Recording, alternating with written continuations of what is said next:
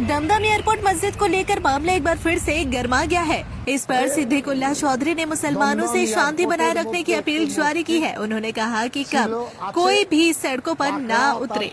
कोलकाता के Netaji Subhash Chandra Bose international airport यानी Dumdum airport के रनवे के नजदीक में 136 साल पुरानी ऐतिहासिक बाकुड़ा मस्जिद, जिसे गौरीपुर जामे मस्जिद के नाम से भी जानते हैं, इसे स्थानांतरित करने और वहां नमाज रोकने के फैसले के बाद राज्य की प्रमुख मुस्लिम संगठन जमीयत उलेमा ए हिंद के पश्चिम बंगाल अध्यक्ष मौलाना सिद्दीकुल्लाह चौधरी ने बड़ा बयान दिया है।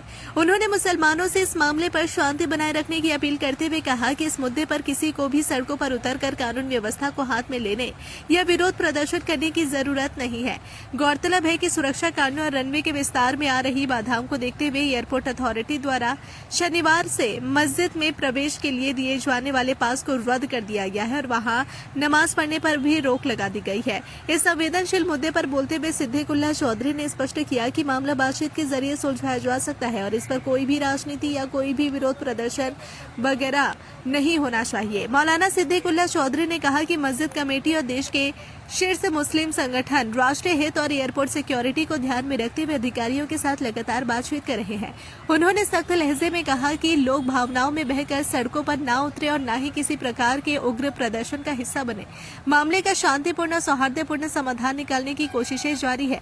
आपको बता दें कि इस मामले में एयरपोर्ट अथॉरिटी द्वारा मस्जिद को परिसर से बाहर किसी भी स्थान पर स्थानांतरित करने और वहां एक बड़ी मस्जिद बनाने का प्रस्ताव दिया गया है, जिस पर राज्य सरकार और प्रशासनिक अधिकारियों के साथ मिलकर चर्चा की जा रही है।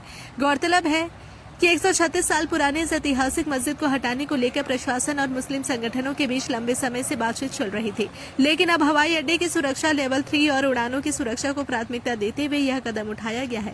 सिद्दीकुल्लाह चौधरी के इस बयान के बाद इलाके में स्थिति शांतिपूर्ण बनी हुई है और प्रशासन सभी पक्षों को भरोसे में लेकर आगे की कार्रवाई कर रहा है।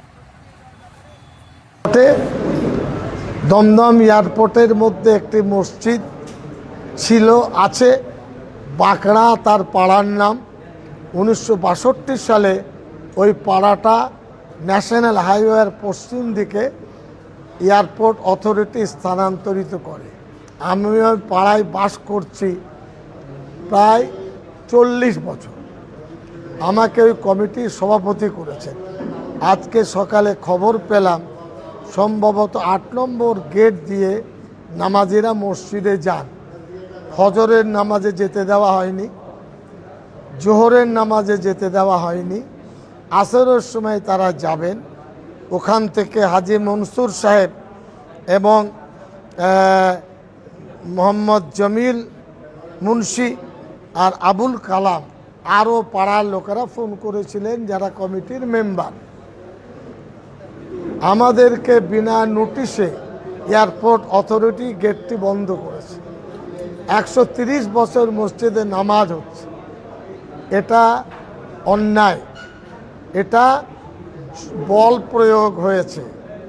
একইভাবে আলোচনা তারা করেননি, এটা আরেকটা বিষয়।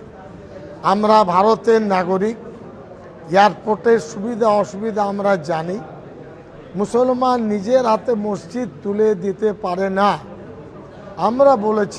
আমি বলেছিলাম দারুল উলুম দেওবন্দ পৃথিবীর আইকন, সমস্যাটা সেখানে আপনি পাঠান, লিখে আমাদেরকে বলেন, আমরা আপনার সাথে যাব। এই অবস্থা মসজিদটা কি করা যাবে? একইভাবে জমিয়ত উলামা Hind Delhi all India base বড় প্রতিষ্ঠান, মুসলমানদের বিশ্বাসের জায়গা, মুসলিম পার্সোনাল বোর্ড।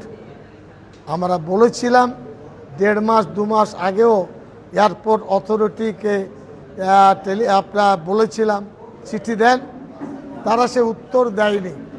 আজকে এখান থেকে 3 বার এয়ারপোর্ট অথরিটিকে এই মোবাইলে টেলিফোন করেছি, এয়ারপোর্ট আইসিকে করেছি, তারা ধরেননি। এটা তাদের দায়িত্বহীনতা। যাই হোক, আমরা রাজ্যবাসীকে বলবো কেউ রাস্তায় নামবেন না। বিজেপির ছেলেরা চাইছে মারামারি করতে, এটা তাদের ইস্যু নয়। আরএসএস বিজেপির সাথে আর এইভাবে আমাদের কোনো ঝগড়া নেই, সাবধান থাকবে। আমরা চিঠি পাঠিয়েছি, সেম চিঠি প্রত্যেক জেলা শাসক এবং এর কপি গভর্নরের কাছে, এয়ারপোর্ট অথরিটির কাছে জেলার সভাপতি সম্পাদক দেবেন। আমরা তার লিঙ্ক পাঠিয়ে দেব, চিঠির বায়ানটা। আমরা দোয়া করব তারা মসজিদ খুলে দিক, আলোচনা করুক। জোর করে মসজিদ নিলে নেবে, মানুষ বলবে মোদি সরকার মসজিদ ভেঙেছে, শুভেন্দু সরকার মসজিদ ভেঙেছেন। তিনি করছেন এ কথা আমি বলতে পারবো না, এ খবর আমার কাছে নেই, কিন্তু তিনি তো মুখ্যমন্ত্রী। আলোচনার রাস্তা খোলা আছে। ইসলাম ধর্মের মধ্যে বহু বিষয় তাদের অজানা, বল প্রয়োগ করে মসজিদ নিলে মুসলমানের মধ্যে প্রতিক্রিয়া হওয়া স্বাভাবিক। কিন্তু আমি বলবো শান্তিতে থাকবেন, রাস্তায় নামবেন না। এটা সিদ্দিকুল্লাহ চৌধুরী জমিয়তের প্ল্যাটফর্মে একান্ত অনুরোধ করছি।